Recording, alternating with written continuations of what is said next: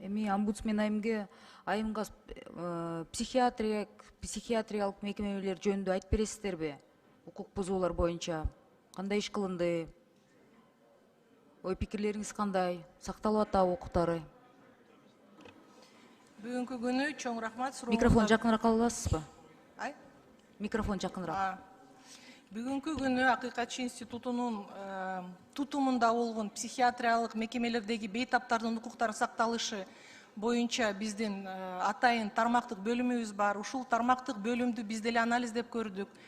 Ошол биздин тармактык бөлүм Акыйкатчы институтунун ичинде жайгашкан болчу, бирок 2023 жылдын ноябрь айларында биз ушул ситуацияны анализдеп, ошол психиатриялык мекемелерде жайгашкан бейтаптардын укугун коргоо үчүн ошол эле РЦПЗга барып, ошол жакта 3 имараттын ичинде 3 кабинетибиз бар экен. Бүгүнкү күнү анализдеп көрсөк, өткөн жылдары мисалга алсак, ошол психиатриялык мекемелерде жайгашкан бейтаптардан 3 эле арыз келип түшүптүр. Бүгүнкү күнү ушул арыздардын саны 30дан ашты.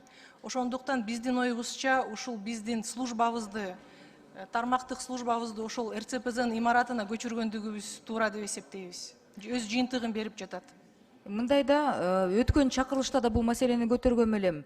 Особо буйный пациенттер деп коет да. Аларды тынчтыш үчүн дарыларды берип коюшат экен. Бирок ошол дарылардын побочкалары туура берип атабы, туура эмес берилип атабы деп аны көзөмөлдөй турган адамдар жок да, туугандар көп барышпайт. Ошол жакты бир текшерип койбойсуздарбы? Суранычта. Бул деген эми адам укуктары. Бул бир, экинчи мүмкүнчүлүгү чектелген биздин кыздар боюнча. Мага деген равенство деген центр кайрылды эле да. Уксаңыздар керек. Аякта деген биздин инвалид кыздарыбызды региондордон келген бир нече кыздарыбыз ошо үйүбүз бар эле, үй жайыбыз. Кийин мына үй жайыбыздын арендасы кымбаттап кетип, эми ал белгилүү эле факт. Биз ушинтип сыртта калып калдык. Анан деген биздин инвалид кыздарыбыз деген региондордо зордукталган үй бүлөлөрдө жашаган кыздар бар болчу. Аларды алып келип алдык. Эми жашай турган жери жок. Булар каяка барат? Ушундай адамдардын арыздарын карадыңыздар беле? Өкмөт менен бирге иштеп сүйлөштүңөр беле ушул боюнча? Именно изнасилованные девочки-инвалиды.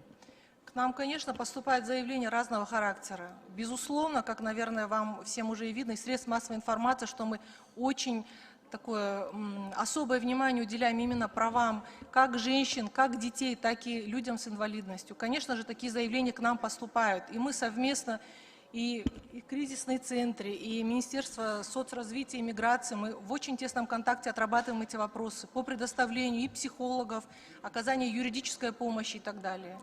А вот если этот центр не может себе позволить финансировать проживание для этих девочек, вот им как поступить? Их назад отправить в семьи, где их бьют, насилуют?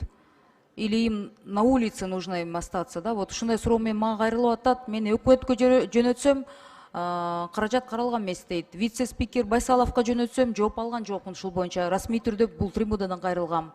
Аны ушу айтсаңыздар, вот как можно им помочь тогда?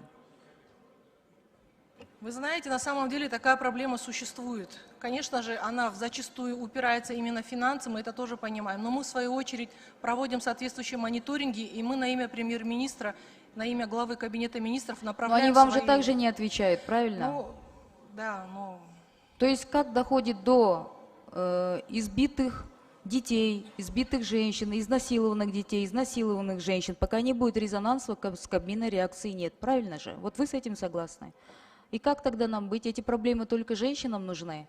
Или надо, чтобы изнасиловали дочь высокопоставленного чиновника, представителя силовых структур, наверное, да? Чтобы вот такое, чтобы реакция была, наверное, да? Чтобы мы как-то институционально за этим закрепились вот в этой сфере.